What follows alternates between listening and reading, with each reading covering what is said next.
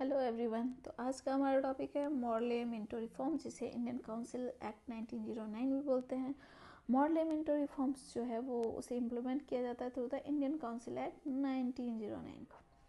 ये एक important stage माना जाता है किसमें, तो ब्रिटिश इंडिया की कॉन्स्टिट्यूशनल डेवलपमेंट में। इसे इंट्रोड्यूस किया जाता है बाय लॉर्ड मॉर्ले, जो तभी के secretary of state for India होते हैं, जो ब्रिटेन में रह के ब्रिटिश इंडिया के लॉज और वर्क को देख रहे होते हैं, और साथ में लॉर्ड मिंटो जो तभी के वॉइसरॉय थे।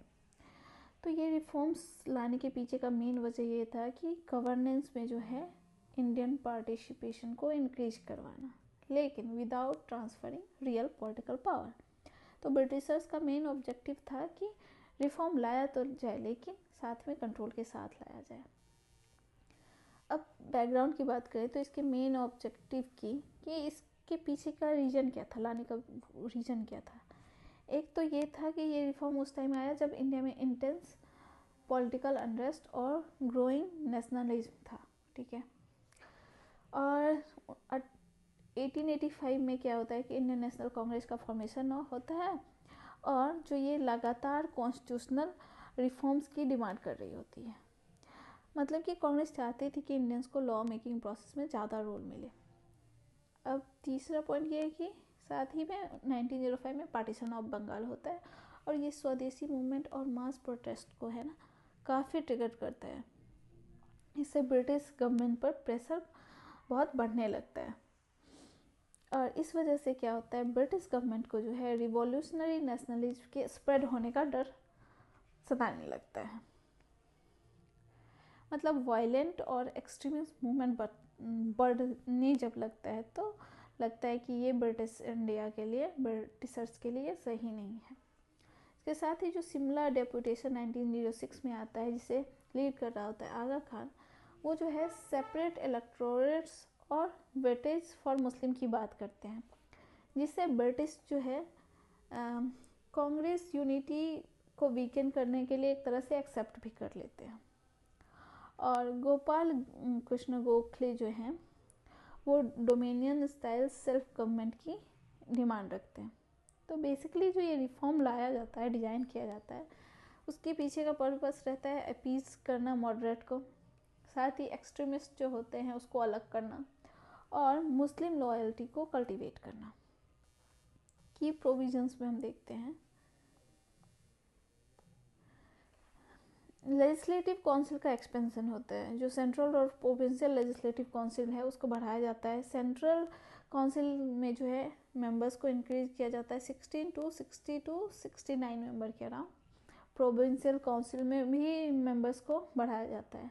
तो इसका मेन पर्पस ये होता है कि मोर इंडियंस को इंक्लूड करना, और एक तरह का वाइडर रिप्रेजेंटेशन का जो है इम्प्रेशन क्रिएट करना।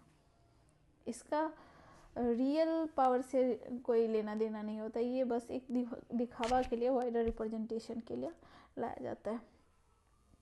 अब हम देखते हैं कि कंपोजिशन ऑफ काउंसिल्स जो होते हैं सेंट्रल लेवल पे, तो क्या है कि मेंबर्स तो बढ़ाए गए, लेकिन अभी भी जो है हम ब्रिटिश ऑफिसर्स का जो है मेजॉरिटी वो अभी भी उतना ही है। मतलब मेजॉरिटी में ब्रिटिश ऑफिसर्स ही हैं। इंडियन ऑफिसर्स को लाने के बावजूद इनका जो है ब्रिटिश ऑफिसर्स का मेजॉरिटी ज़्यादा है। प्रोविंशियल काउंसिल में जो है मेजॉरिटी को अलाउ किया गया है, मतलब इसमें इंडियन मेंबर्स जो है वो ज़्यादा संख्या में हो सकते थे, लेकिन ये जो थे वो नॉमिनेटेड थे, इलेक्टेड नहीं थे।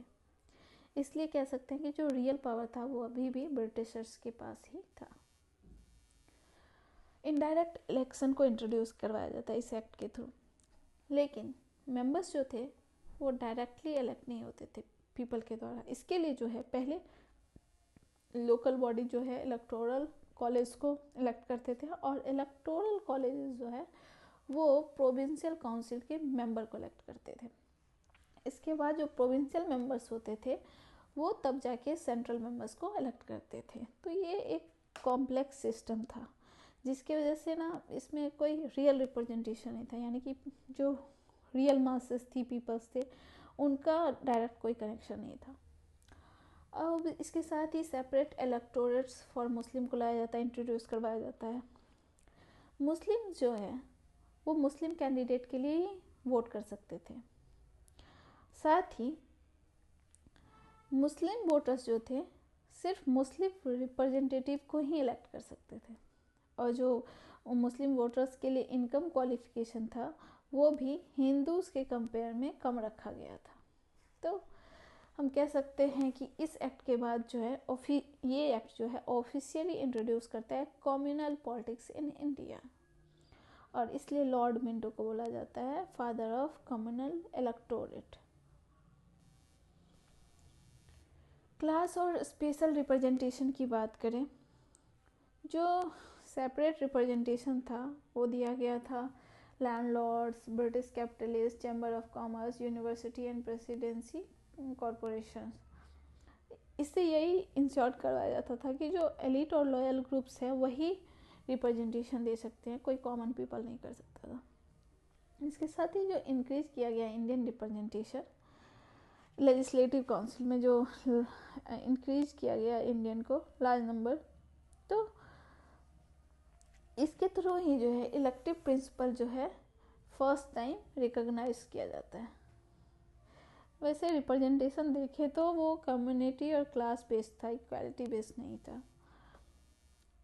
साथ ही लेजिस्लेटिव काउंसिल के पावर को भी एक्सपेंड किया जाता है। मेंबर्स जो है अब सप्लीमेंट्री क्वेश्चन पूछ सकते थे, बजट को डिस्कस कर सकते थे, पब्लिक मैटर पे जो है रिजोल्यूशन मूव करवा सकते थे, लेकिन ये जो है फाइनल बजट में वोट नहीं कर सकते थे और ना ही एग्जीक्यूटिव को कंट्रोल कर सकते थे।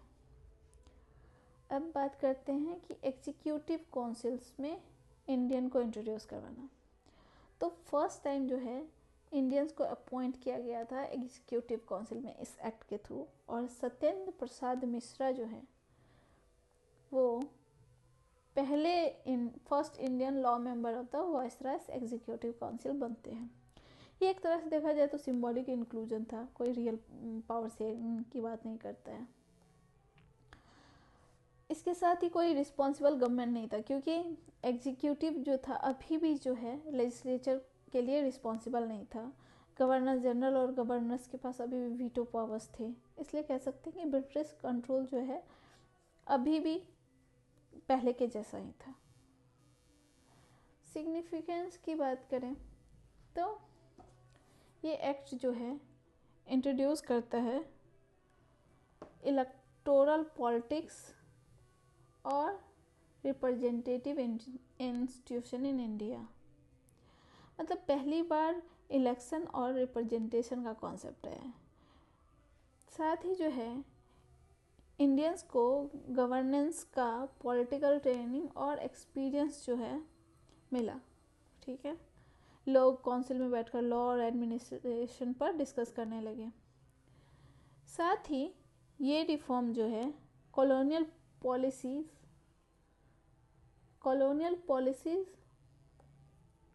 एक मिनट, हाँ, ये रिफॉर्म जो है कॉलोनियल पॉलिसीज़ की क्रिटिसिज्म के लिए जो है एक प्लेटफॉर्म प्रोवाइड करता है। साथ ही ये मुस्लिम पॉलिटिकल लीडरशिप को जो है बढ़ने में मदद करता है।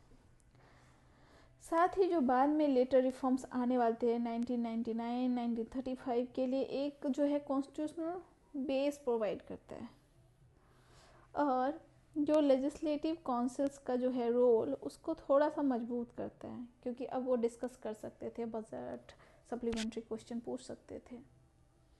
तो इस तरह से लेजिस्लेटिव काउंसिल को ये एक्ट थोड़ा सा मजबूती प्रदान करता है।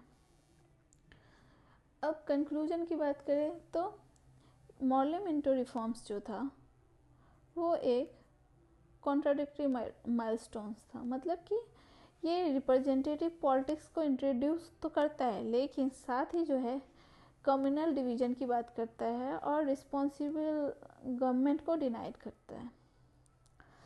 जैसा कि हम देखते हैं इस एक्ट के आने के बाद जो है ये कॉन्स्टिट्यूशनल रिफॉर्म्स में जो है एक प्रोग्रेस दिखाई देता है, लेकिन साथ ही जो है ये भी प्रिजर्व करता है कि जो रियलिटी में है ब्रिटिश ऑथोरिटेरियन कंट्रोल जो है अभी भी है ही, और इस वजह से जो है ये रिफॉर्म कह सकते हैं कि लास्टिंग इम्पैक्ट तो देता है लेकिन लिमिटेड सब्सटेंस की बात करता है।